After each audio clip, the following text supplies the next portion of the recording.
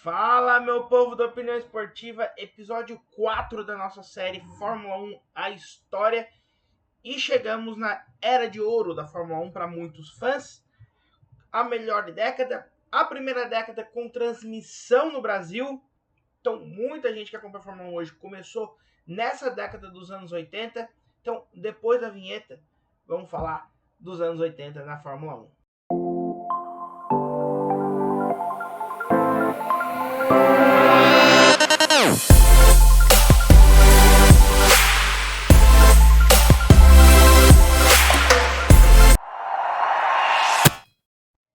E vamos começar recapitulando como terminou os anos 70. Porque tem dois pontos principais que aconteceram no finalzinho dos anos 70. Um deles foi que eu falei que a Brabham apareceu com um super carro ali no final da década. As equipes reclamaram e sem a FIA banir esse carro, a Brabham nunca mais retornou. Então ficou ali suspeito o que aconteceu e tudo mais. A gente vai entender isso hoje. O que a Brabham estava, o que Bernie Ecclestone estava planejando fazer. Outro detalhe, esse aí que eu não mencionei, é que a Renault apareceu com uma surpresinha ali no final da década. O seu motor era turbo. Eu não falei disso no episódio anterior, porque o motor turbo vai ser importante aqui e agora, nos anos 80. Então, vamos para o próximo capítulo. Vamos falar da estrutura do campeonato. Ela não é muito diferente dos anos 70. Como falei, aquele regulamento dos anos 60 vai perdurar até o final dos anos 80. Mas a gente tem alguns pontos para se destacar, como a consolidação da América do Sul. A gente já tinha tido a Argentina nos anos 50, tínhamos tido a entrada do Brasil nos anos 70, mas é a primeira vez que a gente tem uma década inteira com GPs na América do Sul, que é o Brasil. Os Interlagos e Jacarepaguá vão se alternando. A América do Norte não consegue firmar um circuito ideal. Você vai ter corrida com a saída de Watkins Glen no final dos anos 70. A Fórmula 1 vai passar por Long Beach, por Dallas, por Las Vegas, por Detroit, não se firmando em lugar nenhum. Detroit é o que fica um pouquinho mais tempo ali.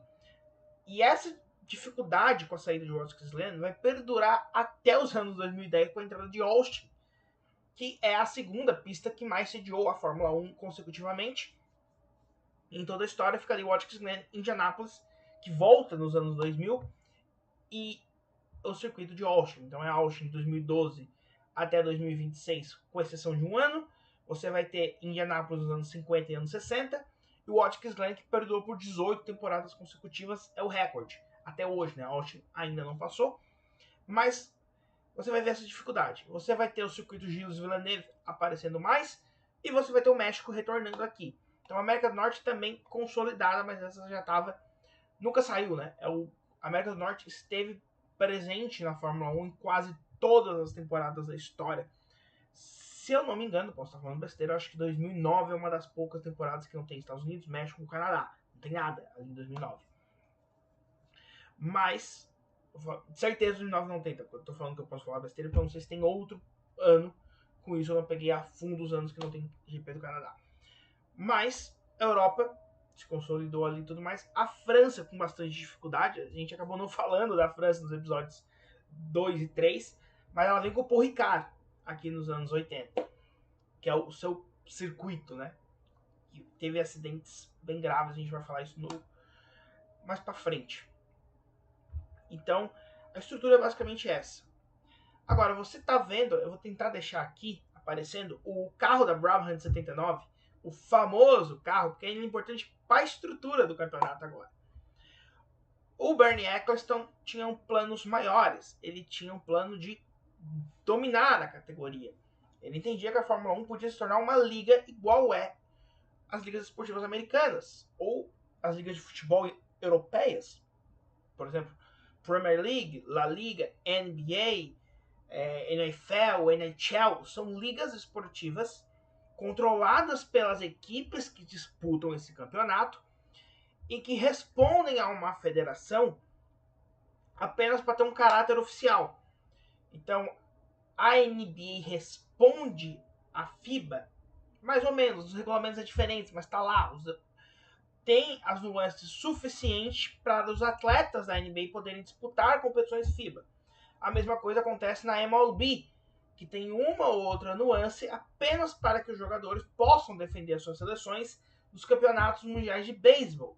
Isso se aplicando muito mais aos japoneses que vão jogar essas competições do que aos próprios americanos em si. Mas um exemplo, se você não acompanha a MLB, tem o principal jogador hoje em dia é o Shohei Ohtani dos Dodgers, que é japonês e defende a seleção japonesa. E a Fórmula 1, ela era uma competição FIA, FIFA Futebol. Era uma competição FIA. Como é, por exemplo, o Brasileirão hoje, ele é uma competição da CBF. Mas a La Liga e a Premier League não são competições das suas federações nacionais. Elas se sujeitam às federações nacionais para poder encaminhar o representante para as competições europeias. E a Fórmula 1 ela era uma competição da FIA. A FIA era dona da Fórmula 1 e o Bernie Ecclestone então queria criar toda essa liga em volta dele. Então, quando o Bernie Ecclestone apareceu com aquele carro de 79, que eu mostrei no tópico anterior, ele tinha uma hélice, ele tinha um motor de avião, ele era muito mais rápido que todo mundo, não estava ferindo o regulamento do campeonato, só que ele era muito superior aos outros. As equipes batem lá na Brabham e dizem pro Bernie Ecclestone que ou ele tira aquele carro, ou o plano dele de transformar a Fórmula 1 numa liga e ele ser o dono da categoria, não ia rolar. O Bernie Ecclestone era o dono da Brabham, ele acaba tirando o carro por conta disso, para que então se tenha a grande liga da Fórmula 1 que estava sendo desenvolvida.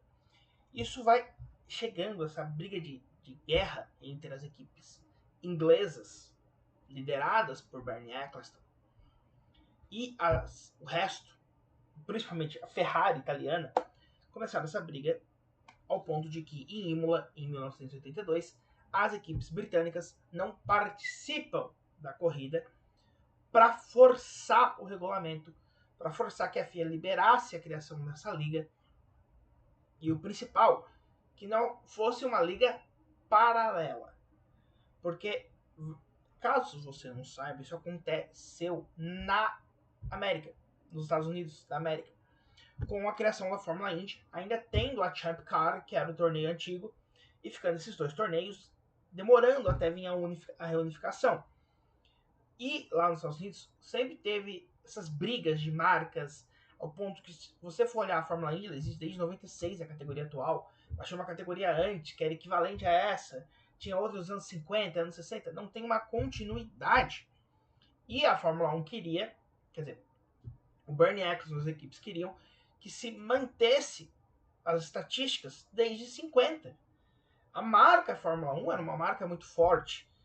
Você até podia criar uma outra liga, mas eles sabiam de um outro ponto bem importante, que é, não existe Fórmula 1 sem a Ferrari. Então você fazer essa liga desportiva, rebatizar com outro nome das equipes inglesas, ia ser muito difícil você fazer um campeonato mundial, porque você precisa dos circuitos. A liga não se faz só com as equipes. Você precisaria dos circuitos, então precisa desse apoio da FIA com a ajuda dos circuitos neste primeiro momento. E claro, precisa da Ferrari. Então é assinado o Pacto de Concórdia. Inclusive, o Pacto de Concórdia ele é assinado pela primeira vez em 81, antes de toda essa polêmica de Imola e tudo mais. Porque vinha o imbróglio e basicamente era isso. Então é assinado o Pacto de Concórdia, vai indo, vai ali esticando a corda, o Bernie tá tendo. Só temos um pequeno problema, que é a Brabham tá ganhando corridas. A Brabham é uma equipe. A Brabham pertence ao dono da Fórmula 1. Então, as equipes forçam e mandam o Bernie Ecclestone fechar a Brabham para 87, 88, por ali. Então ele cumpre, a Brabham fica um ano fora da Fórmula 1 por conta disso, até achar novos compradores. Então você tem uma temporada ali sem a Brabham, antes da Brabham falir, fez nos anos 90. E o Bernie se torna, de fato, no final da década, o dono da Fórmula 1 e vai ser o dono da Fórmula 1 até nos anos 2010, quando vai vender para a Liberty Media, a liga dele. A liga criada por Bernie Ecclestone, criada, idealizada, ele sendo o criador. Então, essa é a principal mudança na estrutura da Fórmula 1, é que a partir dos anos 80, a Fórmula 1 se torna uma liga desportiva pertencente às equipes. Esse pacto vai sendo renovado. A última, inclusive, foi agora em 2025. E a gente tem uma cláusula muito importante, que é a cláusula Ferrari. Ferrari é a única das equipes que ganham dinheiro para não sair da categoria.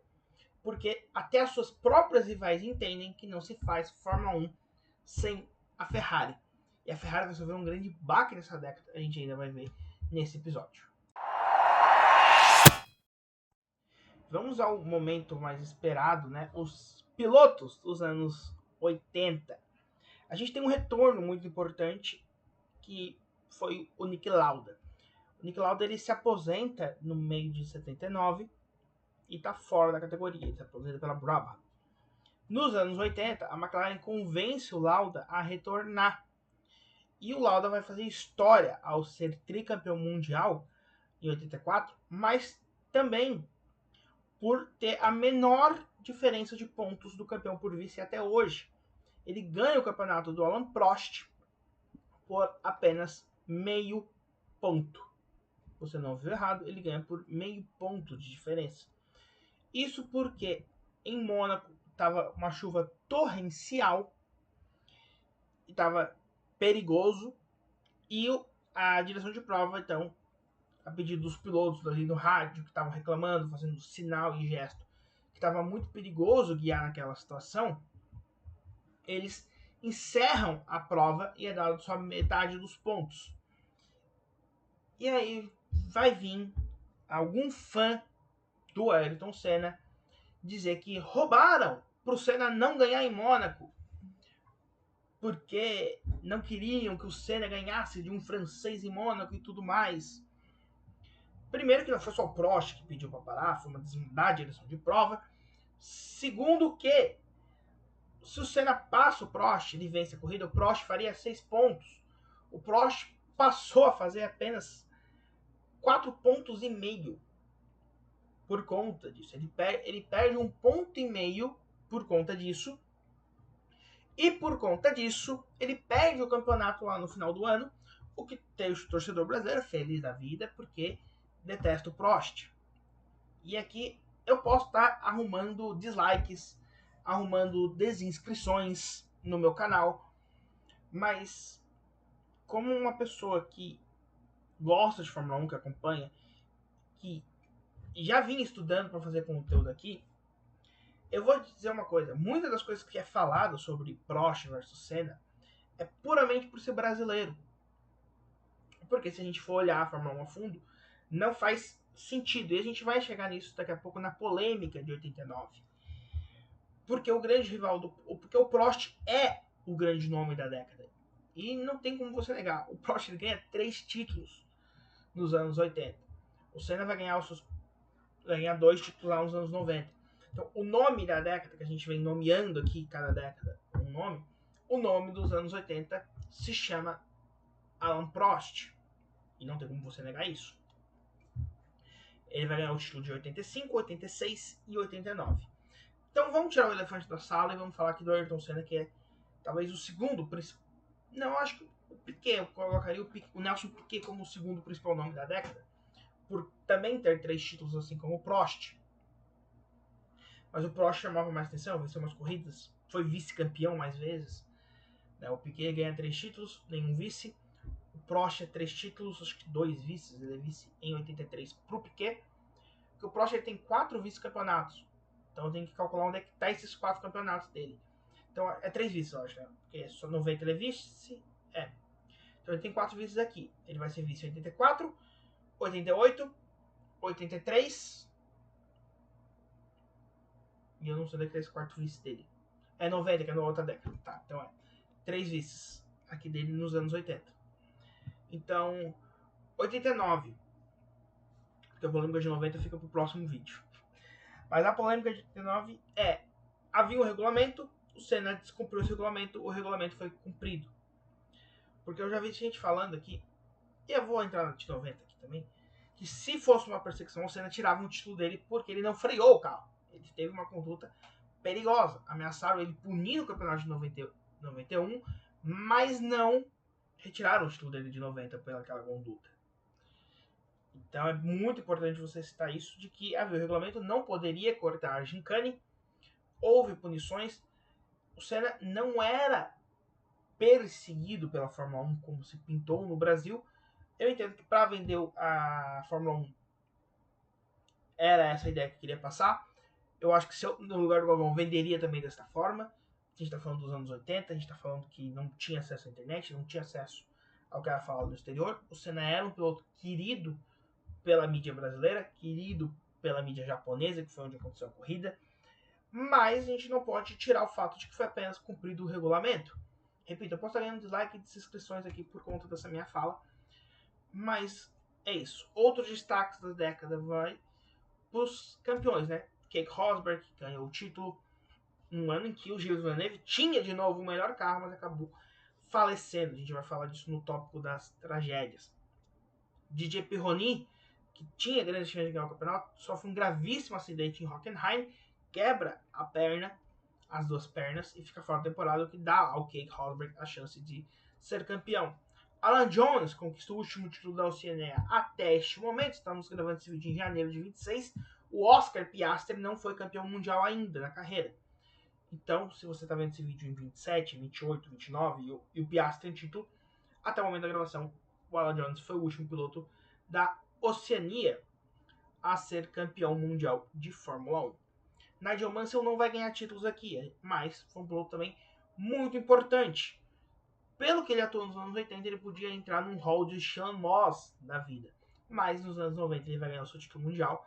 Isso faz com que ele não seja um dos melhores pilotos sem título, porque ele tem o seu título e aí se torna um dos piores com título. É curioso, assim, a Fórmula 1 é um fato até que eu discordo. Eu acho que a gente tem nessa lista, por exemplo, Keke Rosberg foi muito pior.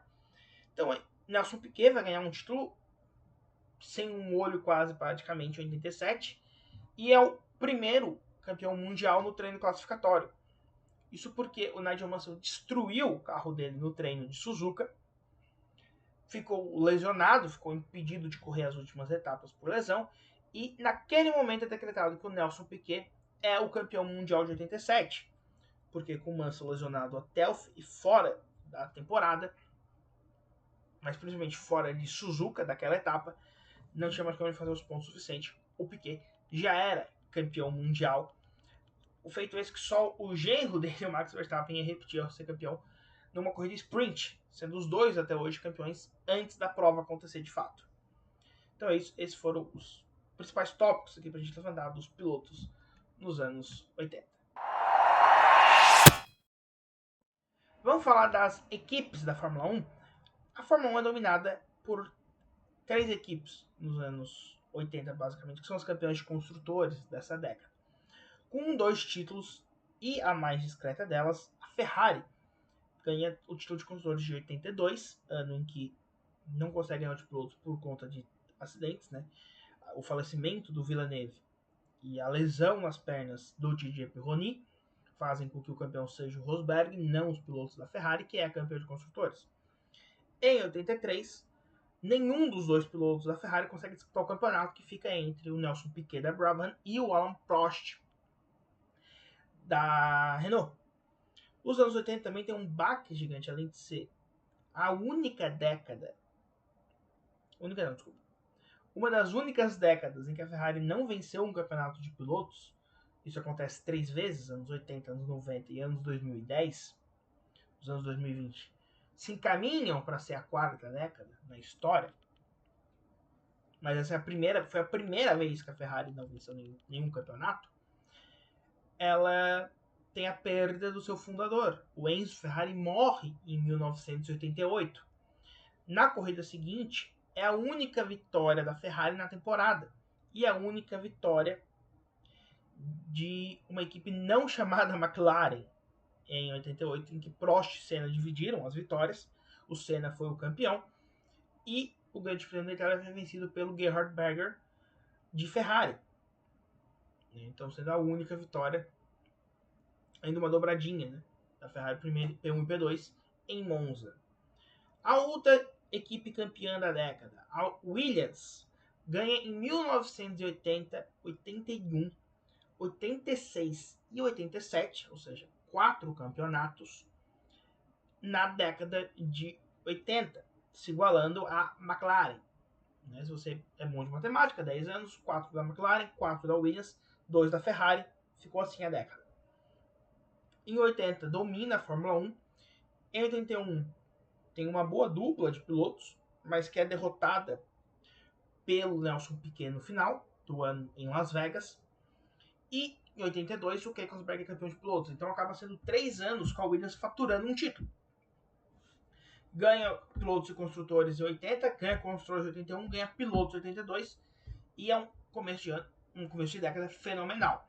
Tem uma queda ali em 84, 85, volta com muita força em 86, se prepara para voltar forte em 86, mas acaba tendo um acidente em Paul Ricard, quer dizer, na região de Paul Ricard, entre o autódromo e o aeroporto, em que o Frank Williams fica tetraplégico. Isso faz com que a temporada de 86 seja um caos na Williams. Você não tem mais o chefe ali tomando as rédeas da equipe. O Frank vai retornar depois, ele não retorna em momento nenhum da temporada, ele vai em Brands Hatch.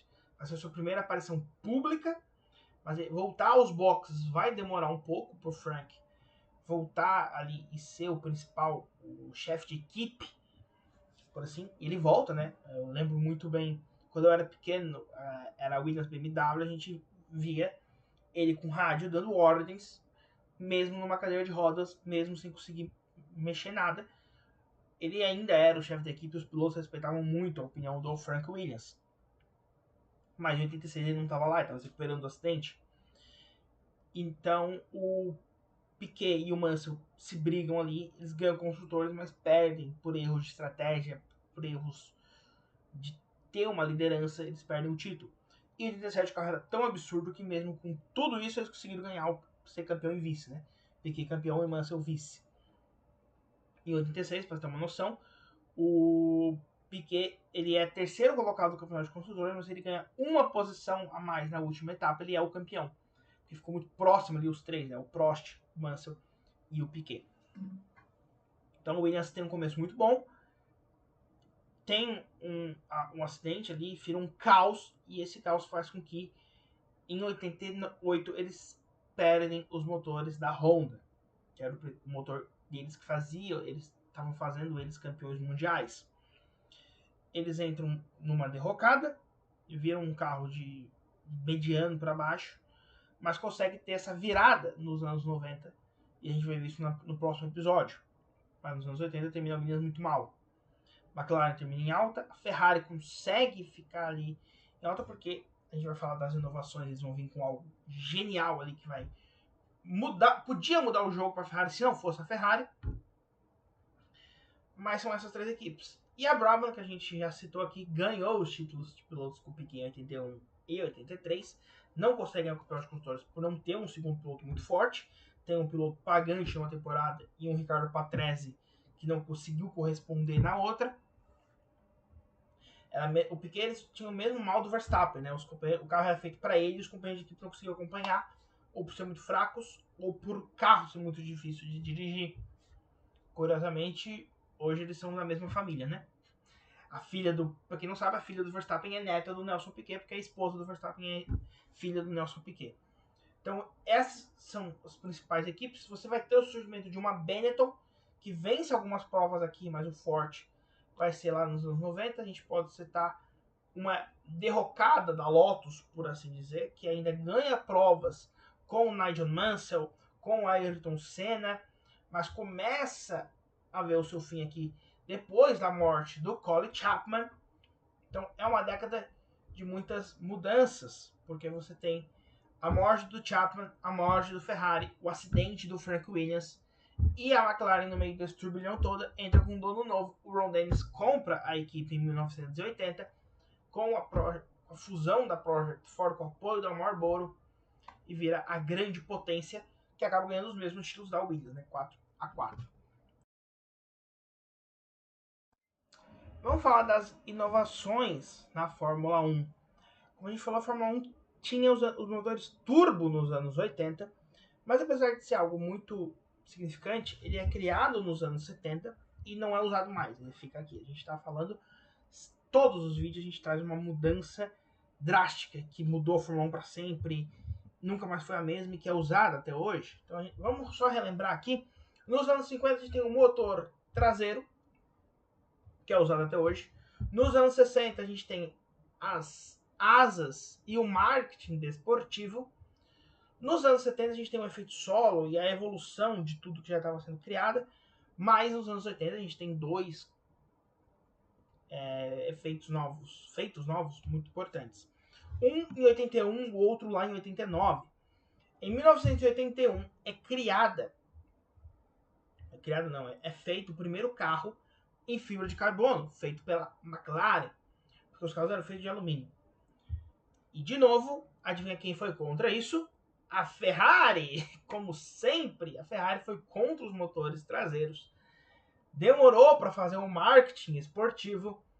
E claro que ia demorar para fazer os carros em fibra de carbono. Mas a fibra de carbono hoje é usada por todos os carros do grid, as 11 equipes, os 22 carros usam a fibra de carbono até hoje, criada nos anos 80. Mas para ser um pouco diferente, a Ferrari criou algo novo nos anos 80, que foi o câmbio na borboleta, o câmbio semiautomático, trocar aqui e não mais na marcha. Mas a Ferrari foi contra essa mudança. Ué, a Ferrari criou e a Ferrari foi contra? Pra tu ver, Ferrari é algo assim sensacional. Mas contrataram um engenheiro, eu vou até pegar aqui o nome para vocês certinho. O nome dele é John Barnard, que, olha só, ele que cria fibra de carbono também. Né? Eu tava na dúvida se tinha sido o mesmo, fui que conferi e foi o mesmo. John Barnard cria a fibra de carbono pela McLaren 81 e cria o pedal shift. É o nome disso aqui, que a gente chama no Brasil de borboleta, mas o nome oficial é esse. Pedal shift para a Ferrari. A Ferrari contrata ele porque ele é um engenheiro que faz inovações, fez inovações para a equipe da McLaren, mas a Ferrari não acredita nisso, acha uma loucura, não vai funcionar, e contrata um outro engenheiro para fazer um carro sem o pedal shift para usar, porque não acredita nisso. Eles duvidam que os seus pilotos conseguirão trocar. Nigel Mansell e Gerhard Berger eram uma dupla de pilotos naquela ocasião, em 89. Inclusive, eles marcam a luva do Mansell com as posições de marcha. Tipo, sobe, desce, porque ele estava acostumado aqui.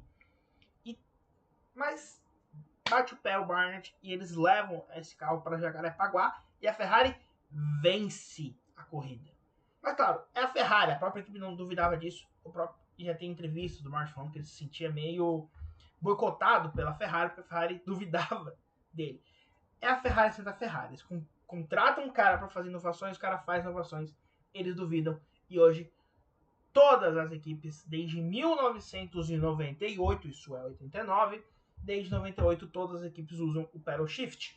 A última a não usar foi a Ford Corse em 97. Desde então, todos usam. Foi talvez a segunda grande mudança dos anos 80, que teve duas, né? Então, se nos anos 70 a grande criação é um motor turbo que não vingou, nos anos 90 a gente tem a fibra de carbono, que é usada até hoje, e o pedal shift, que também é usado até hoje. Agora chegou aquele momento que a gente faz o tributo, né, aos pilotos que perderam a vida nos anos 80. Foram 17 pilotos nos anos 50, 12 nos anos 60, 10 nos anos 70, 4 nos anos 80. Patrick Deballier, Gilles Villeneuve, Ricardo Paletti e Hélio de Angelis. Desses, apenas o Paletti foi em corrida, o Deballier e o de Angelis foi em treinos particulares e o Gilles Villeneuve foi num treino classificatório. Fica agora com o nosso tributo aos pilotos que perderam a vida nos anos 80. Vejo vocês na próxima. Vai ficar agora uma playlist para você assistir todos os episódios dessa série e o vídeo que o YouTube vai te recomendar aqui do canal. Vejo vocês na próxima e falou!